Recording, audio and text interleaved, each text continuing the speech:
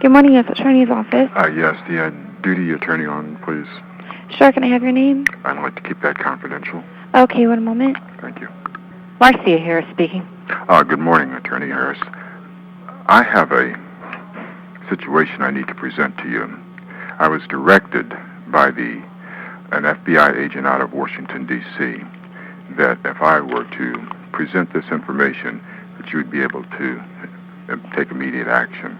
Well, he was wrong if he told you that, but go ahead. It involves significant health care fraud and violent crimes. And for me to present it to you... Marcia Harris speaking. Good morning, Attorney Harris. I have a situation I need to present to you. I was directed by an FBI agent out of Washington, D.C., that if I were to present this information, that you would be able to take immediate action. Well, he was wrong if he told you that, but go ahead. It involves significant health care fraud and violent crimes. And for me to present it to you, I would probably need 2 hours. Is there a way that I can set up an appointment with you to bring it in? Well, to whom am I speaking? Well, I'd like to make it confidential until I have the opportunity to sit down with you, if I may. Well, I really don't want to speak to somebody that I don't know who I'm talking to, number one. And number two, we don't take personal referrals in this office. I don't know why the Federal Bureau of Investigation told you that, because we don't do investigations in this office and we don't open up cases. What we do, and this is true for all U.S. attorneys' offices across the nation, we just take them to court once they're investigated and presented here by the investigative agency. Have you contacted the Department of Health and Human Services to investigate your health care fraud? Well, we have contacted a lot of people, ma'am. I'm not sure who we may have contacted that in the past, because I'm elderly and I have a little bit of difficulty remembering. Okay. However, we were directed by the federal agent out of Washington, D.C. to bring it to you, and all I know, ma'am... Maybe he meant bring it to the office here. Do you live here? Yes, we live in Columbus, Ohio. And he said that if I were to bring it down to the U.S. Attorney's Office and bring it to them, that they would know what to do. Okay, let me tell you what you need to do. First of all, what are the nature of the allegations? It involves health care fraud, and it's violent crimes against children. Okay. Are these two separate things, or is it all involving the same incident or incidents? It's involving the same incident. Okay. Why don't you tell me a little bit about it, and I can probably direct you to the right place. Well, that's the problem, ma'am. That's the problem. I really can't articulate it, and it has been such a stressful situation until I would really like to present it to you, but because I can't articulate it. And the officer, the federal officer, said that if we brought it to you, that you would know what to do, and that's what I really would like to do, ma'am. I would really like to know if it's possible that I can come down and fill out my complaint in person, and I just need to have a little time to make sure that I'm able to... What I'm trying to explain to you is we don't have people come down and fill out complaints. We don't have that capability in the U.S. Attorney's Office. I don't know why the gentleman told you that from the FBI in Washington. Maybe what he meant was go to the local FBI office here in Columbus to do that. No, ma'am, that's not what he meant, because he was aware. My wife talked to him. He was aware, and he understood that the situation needed to go to the U.S. Attorney's Office. Well, I'm sure once it's investigated and the allegations can be proven, it will come here. But we have no capability of investigating anything or even opening up a case, because in order for us to open up a case, we have to have some kind of probable cause to believe something has happened. And in order to have probable cause to believe something has happened, it has to be investigated, at least preliminarily. And in order to do that, you have to have investigators. We don't have investigators here. We only have lawyers here. Okay. Then is it possible that I can bring my materials down so that you can see it, and then somebody can tell me that it's not applicable, and then I know that I'm in the wrong place? Can I do that, ma'am? Well, you can do that, but I don't know if anybody's going to be able to take the time to go through all your material when somebody at the FBI here in town would have to do it all over again anyway. What I'm saying is, if we got those materials, we would take it and send it over to the FBI and have somebody there look at it. Then that's what I'd like to do, ma'am. Can I come down and speak to you for about an hour and a half or 2 hours so that I can present it to you? Is there a time that you have available that I can do that? Sir, nobody here can take an hour or 2 hours to sit down with you to do that, because we don't, as I'm saying, we don't make the call to present cases here. What I'm going to try and get you to do is I can get you to the FBI here or at Health and Human Services here in town, who will be happy to sit down with you. And if I told you that we've been to those entities, would that matter to you? Well, it would matter to me, because if they felt it wasn't a viable case, then, there isn't anything I can do about that.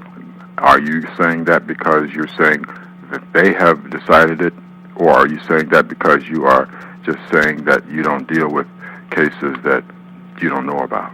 No, what I'm saying is that, number one, it is a case I don't know about. Number two, if they have taken it and looked at it preliminarily and made a decision that either, one, the allegations can't be proven, or two, it doesn't meet their particular guidelines, or three, they felt that maybe it was a better case brought in the state venue rather than a federal venue, and they make those calls.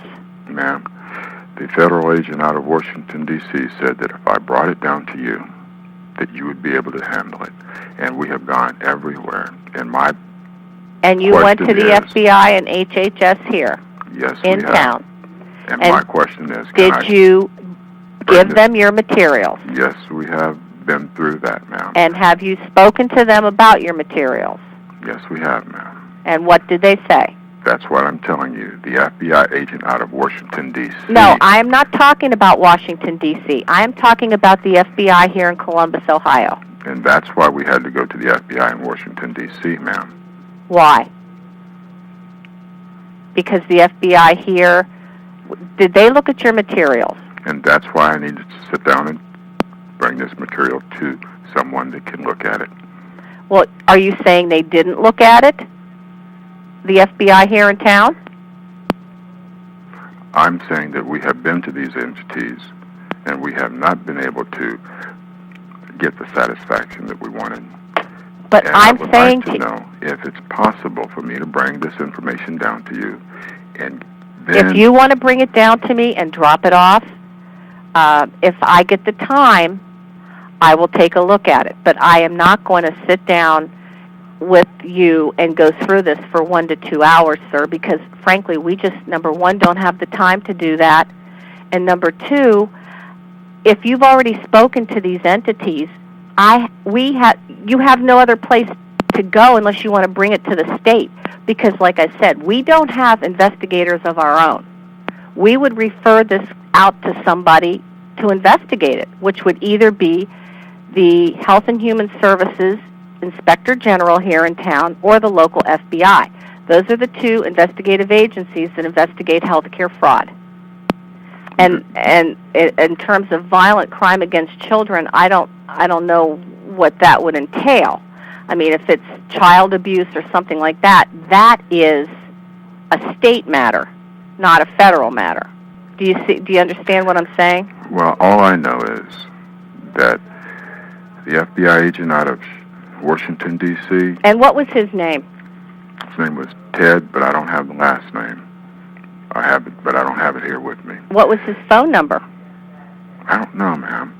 I don't know. Well, I have no way of verifying that you even talked to somebody. I have verification of that, ma'am. Well, you may, but I don't even know your name. I know, but that's what I'm saying. I am hopefully going to be able to sit down with you, and then I'll make up my complaint. But I don't want to do that until I have assurance that I can do something in confidence, because I don't want my name spread all out.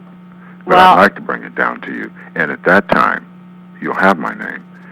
So, sir, I don't have any time available, and I'm not going to sit down with somebody whose name I don't know, who just, if you want to drop something off here to the office, I can't guarantee that we'll get to it quickly, but all I'm saying is if I took a look at it, I would end up referring it to the same places that you've already been. There would be nothing else I could do.